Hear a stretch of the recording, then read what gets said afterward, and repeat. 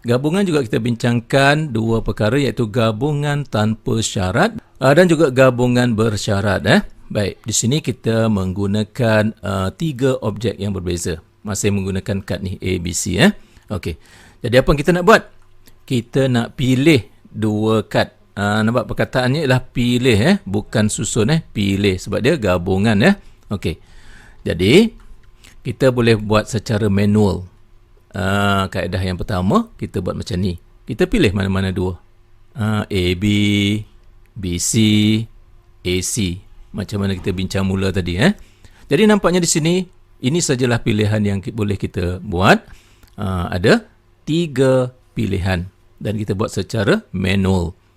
Tapi para pelajar sekalian, ini nak pilih 2 daripada 3 kepingkat. Tak ada masalah kalau kita guna kaedah pertama kan. Tapi kalau kad tu banyak, pastinya akan timbul masalah. Okey, jadi kita tak mau kaedah 1. Jadi kita boleh gunakan kaedah yang kedua. Bagaimana kaedah kedua? Yang paling mudah, gunakan kalkulator. Okey, bila nak gunakan kalkulator, kita kena tahu cara ataupun simbol yang kita gunakan. Kita akan tulis seperti ini. Kita akan gunakan C. C ni apa C? C ialah istilah bahasa Inggeris, iaitu combination. Itu gabungan. Okey. Baik. Macam mana cara baca dia?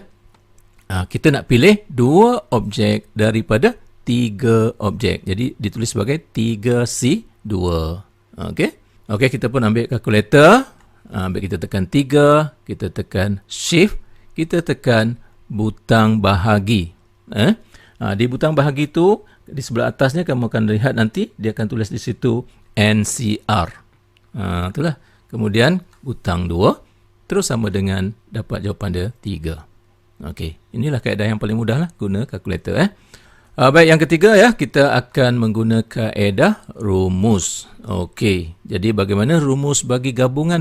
Rumusnya diberikan seperti ini. NCR sama dengan N faktorial bahagi N tolak R faktorial darab dengan R faktorial. Rumus dia macam nak sama dengan rumus NPR, pilih atur. Tetapi ada sedikit penambahan kat sini. Hati-hati sikit, jangan tersilap rumus. Okey, ini adalah rumus bagi gabungan. Okey, yang kita nak apa? 3C2. Maka 3 faktorial bahagi dengan 3 tolak 2 faktorial darab dengan 2 faktorial. Okey, jadi kita dah faham maksud faktorial tu, kita ringkaskan dan akhirnya kita dapatlah 3 jawapannya. Okey, inilah dia 3 kaedah dalam menentukan gabungan, khusus untuk gabungan tanpa syarat. Baik, kita teruskan dengan gabungan bersyarat pula. Untuk perbincangan gabungan bersyarat ini, kita perlu contoh situasi bagi menyatakan gabungan bersyarat tu. Okey, jom kita tengok sama-sama di sini. Baik, satu pasukan bahas terdiri daripada 5 orang peserta. Jadi pasukan bahas ni 5 orang peserta dia. Calon dari SMK Permata yang berkebolehan terdiri daripada 7 murid lelaki dan 6 murid perempuan. Nampaknya di sini, di sekolah Permata ni, pelajarnya berkebolehan dalam bidang bahas ni. Ada 7 orang murid lelaki dan 6 orang murid perempuan memang berkebolehan, berbakat. Tetapi peserta dihadkan kepada 5 orang saja. Itu isunya. Baik, soalannya sini, hitungkan bilangan cara yang berlainan pasukan itu dapat dibentuk jika di sini diletakkan tanpa sebarang syarat jantina. Maksudnya di sini dia tak kisah lelaki ke perempuan ke, asalkan kita menghantar 5 orang peserta tu. Okey. Baik, yang kedua dia kata setiap pasukan mesti terdiri daripada 3 lelaki dan 2 perempuan. Yang ini yang dikatakan bersyarat tu. Okey, jadi dalam 5 orang peserta ni mesti 3 lelaki dan 2 perempuan. Diletakkan syarat macam ni. Okey, yang ketiga, setiap pasukan terdiri daripada sekurang-kurangnya 3 perempuan. Nampak? Jadi dalam 5 orang ni sekurang-kurangnya 3. Dia boleh 3 orang ataupun 4 orang ataupun 5 orang. Nampak tak? Itulah yang dimaksudkan dengan gabungan bersyarat. Baik, kita tengok soalan yang pertama. Hitungkan bilangan cara yang berlainan pasukan itu dapat dibentuk jika tanpa sebarang syarat jantina. Okey, oleh itu kita kena jumlahkanlah calon ni. Calon yang berkebolehan tadi 7 murid lelaki dan 6 murid perempuan, maksudnya ada 13 calon yang berkebolehan tanpa melihat jantina. Okey. Yang diperlukan 5 kan? Jadi C 5. 5 yang diperlukan. Okey, calon yang layak yang kita pilih daripada 13 lah. Sebab kita tak lihat jantina tu. Maka 13 C 5. Jadi untuk mengetahui bilangan cara yang berlainan tu tadi, ambil kalkulator, tekan 13C5, terus dapat jawapan dia. Ada 1287 cara yang berlainan. Baik, untuk soalan B pula. Diletakkan syarat. Setiap pasukan mesti terdiri daripada 3 lelaki dan 2 perempuan. Okey, kita senaraikan dulu sini. Calon lelaki ada 7 orang, calon perempuan ada 6 orang. Dan diletakkan syarat di sini apa dia? 3 lelaki dan 2 perempuan. Yang ini dah memang tetap. Okey, jadi seterusnya kita nak buat macam mana tahu? Kita dah tahu ini gabungan, maka kita pakai C. Okey, kita nak pilih 3. Maka kita tulis di bawah 3. Calonnya?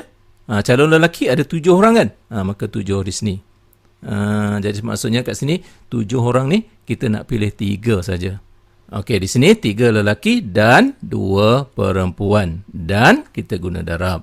Okey, 2 perempuan. Kita nak pilih berapa? Nak pilih 2. Jadi C2. Daripada berapa orang calon dia? 6. Jadi 6 C2. Okey. Jadi cara mudah, ambil kalkulator. Dapatlah jawapan dia, iaitu 525 pilihan yang boleh kita buat. Jadi seterusnya di sini cikgu nak bagi satu tips. Tipsnya di sini, tips penting ni di sini ada perkataan dan. Jadi kalau dan ini akan dikaitkan dengan darab. Di sini darab sebab nanti kamu akan jumpa tambah. Bila masa guna darab, bila masa guna tambah, jadi petuanya di sini ialah kalau dan kita gunakan darab. Baik, seterusnya kita tengok soalan C pula. Dia kata setiap pasukan terdiri daripada sekurang-kurangnya 3 perempuan. Kalau sekurang-kurangnya 3 perempuan, akan ada 3 kes di sini. Kes yang pertama iaitu 3 perempuan. Bila 3 perempuan, automatically kita tahu 2 lelaki. Atau dia boleh juga 4 perempuan. Bila 4 perempuan, maka lelakinya mestilah 1. Satu lagi, atau 5 perempuan. Kalau 5 perempuan, lelakinya mesti 0 lelaki. Nampak jadi, ketiga-tiga situasi ini memenuhi syarat sekurang-kurangnya 3 perempuan. Betul tak? Okey, jadi bagi setiap kes ini, kita cari macam tadilah. 7C2 sebab kita nak pilih 2 kan. Calon lelaki 7 kan. Jadi 7C2 perempuan. Perempuannya ialah 6C3. Okey. Dan kita gunakan sini darab sebab dan 2 lelaki dan 3 perempuan. Okey. Kemudian kita terus dapatkan jawapan guna kalkulator. Okey, ini adalah kes yang pertama, 315. Okey. Kemudian kes yang kedua pula. 7C1 darab 6C4. Rasanya tak perlu terangkan dah tu. Kamu faham dah kot Okey, jadi kita selesaikan dapat 105. Okey, satu lagi, kes yang ketiga. 7C0 darab 6C5.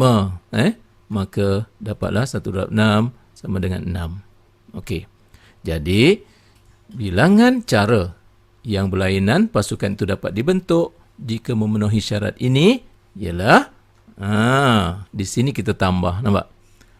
Bila setiap kes ni kan, kita mesti tambahkan. Kes yang pertama, tambah kes yang kedua, tambah kes yang ketiga. Macam ni lah. Maka akhirnya dapatlah jawapannya 426 cara yang berlainan. Okey? Bagi memenuhi syarat ini. Okey. Jadi akhir sekali, cikgu bagikan satu tips di sini. Kalau kita gunakan atau, kita gunakan tambah. Okey? Sekali lagi cikgu sebut di sini, atau kita guna tambah, kalau dan kita guna darab. Okeylah para pelajar sekalian, dengan itu maka berakhirlah perbincangan kita dalam video siri yang pertama ini yang berkaitan dengan pilih atur dan gabungan. Okey. Jadi kita akan lihat beberapa contoh soalan dalam video siri yang kedua nanti. Okey, kita jumpa lagi dalam video siri yang kedua nanti.